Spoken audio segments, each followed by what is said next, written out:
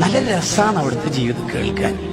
എന്റെ പ്രിയപ്പെട്ട മോമിനിയങ്ങളോട് ഞാൻ പറയണം, മൗലിദൊക്കെ നമ്മൾ ചെല്ലണം, ബൈത്തൊക്കെ കുറെ ചെല്ലണം, ശരി തന്നെ.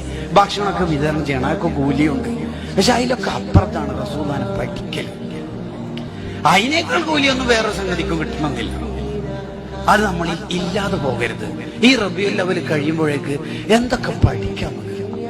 ഒരു ദിവസം ഞങ്ങളോട് നിസ്കാരം കഴിഞ്ഞപ്പോ സ്വഹാബത്ത് ചോദിക്കുന്നുണ്ട്, എന്താ നബിയെ സുജൂദ് എത്ര ലോങ്ങാണ്? നമുക്കെല്ലാം എന്തെല്ലോ തോന്നിപ്പോയല്ലോ, തങ്ങൾക്ക് എന്തോ സംഭവിച്ചു പോയോ? അല്ല വഹിയാറ്റ് ഇറങ്ങിന? ഇല്ല, അത് ഉമാമത്തുണ്ടല്ലോ, ഉമാമ ബീവി, സൈനബ് ബീവിയുടെ മോള്, അത് എന്റെ ഇവിടെ കയറിയിട്ട് കളിക്കുന്നുണ്ടായി. കളിച്ച് തീരട്ടെ എന്ന് വെച്ചിട്ട് സുജൂദ് കുറച്ച് ലോങ് ആക്കിയതാണ്. കുട്ടിക്ക് വേണ്ടി സുജൂദ് ലോങ്, കുട്ടിക്ക് വേണ്ടി നിസ്കാരം ഷോർട്ടും. മൗലിദിന്റെ സദസ്സിൽ ഒരു കുട്ടി ചെറിയ ഡ്രസ്സ് ഇട്ടിട്ട് വന്നാൽ തന്നെ നമ്മളെ കൊലപളകും. എന്താ മഹബത്തല്ലേ അല്ലേ? ശരിക്കും പറഞ്ഞാൽ റസൂലുള്ളാഹിനോടുള്ള മഹബത്ത് എന്ന് പറഞ്ഞാൽ റസൂലുള്ളാഹിന്റെ സ്വഭാവം നമ്മളെ ജീവിതത്തിൽ ഉണ്ടാവുക എന്നുള്ളതാണ്.